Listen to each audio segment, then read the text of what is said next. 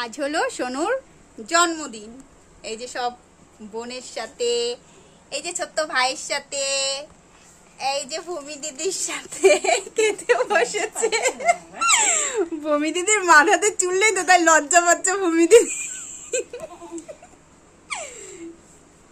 এই যে খাবার দাবার কাটতে হবে, আমার এগুলো এডিট করতে হবে।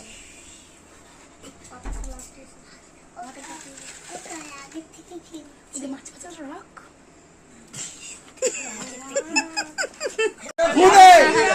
ভালো করে